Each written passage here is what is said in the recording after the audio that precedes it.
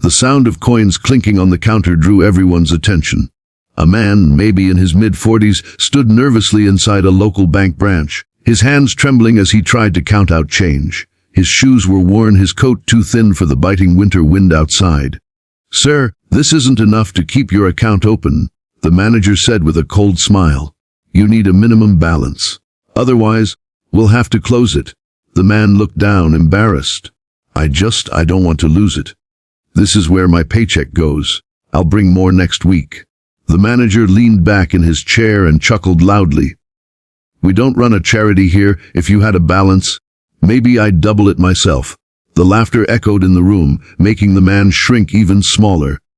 What the manager didn't realize was that another customer, sitting quietly in the corner, had heard every word. He was dressed simply, with no tie, no flashy suit, just a plain jacket. To anyone else, he looked like an ordinary man waiting his turn. But he wasn't ordinary at all. He was the CEO of the entire bank, visiting that branch unannounced to see how things were really being run. The CEO stood and walked over. "Excuse me," he said calmly. "Did I hear you correctly? You'll double his money if he has a balance." The manager rolled his eyes. It was a joke, obviously. The CEO smiled faintly, then turned to the struggling man. "How much are you short?" "Just $40, the man whispered, ashamed. The CEO reached into his wallet and handed him 2 crisp $100 bills. "Here, deposit this. You'll have your balance." The room went silent. The man stared, his eyes welling with tears. Why would you do this for me?" "Because everyone deserves dignity," the CEO replied. The manager, still smirking, was about to dismiss the whole scene when the CEO pulled out his ID badge and placed it on the counter. His full title gleamed in bold letters. The manager's face went pale. His laughter froze mid-air. The employees around gasped. The CEO's tone sharpened. "Banks exist to serve people, not to mock them. If my staff can't remember that, they don't belong here." The struggling man clutched the receipt showing his balance, tears streaming down his face. "Sir, you don't know what this means. I can pay rent now. I can keep my account. Thank you." The CEO placed a hand on his shoulder. "Don't thank me. Just promise me you'll never give up on yourself. Tough times don't last, strong people do." In that moment, the whole branch seemed to shift. Even the customers who had pretended not to notice now looked at the man with warmth instead of judgment. And as for the manager, he never laughed at another customer again. The story of that day spread quietly through the community, about a stranger who turned out not just to be a CEO, but a human being who understood what respect and compassion meant. Because sometimes the greatest investments aren't in stocks, accounts, or numbers. They're in people. And that's what makes the world richer. The man's name was Daniel. He had worked as a mechanic for almost 20 years, but lately, life hadn't been kind. The shop he worked at had closed, bills piled up, and every day he found himself choosing between food and keeping a roof over his head.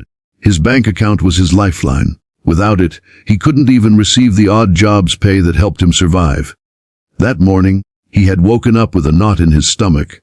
He counted and recounted the change he had scraped together, whispering to himself, "Please let this be enough, please." But when the manager laughed, every ounce of hope drained from him. And then in the quietest, most unexpected way, everything changed.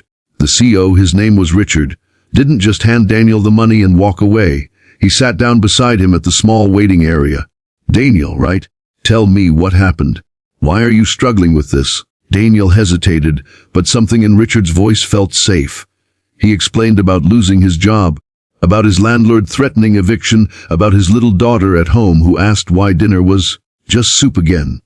His voice cracked when he said her name, Lily. Richard listened without interrupting, his expression soft but serious. "You're not alone in this. More people are fighting silent battles than you realize." For the first time in weeks, Daniel felt like someone truly saw him, not as a failure, not as a burden, but as a man doing his best in impossible circumstances. The other customers, who had initially come for deposits and withdrawals, now leaned in, silently moved. One elderly woman dabbed her eyes with a tissue. A young man whispered to his friend, "Can you believe this is the CEO?" Richard finally stood. "Daniel, I'll do more than cover your balance today. I'll set up a program, here in this branch, to help people in hard times. We'll call it a second chance fund." The room erupted in quiet gasps. The embarrassed manager stammered, "Sir, I didn't mean." Richard cut him off firmly. "You meant every word. But today, you learned something. This bank isn't just numbers on a screen. It's about people who trust us with their lives." Turning back to Daniel, Richard placed his card in his hand. "Come see me at headquarters. We'll talk about work opportunities.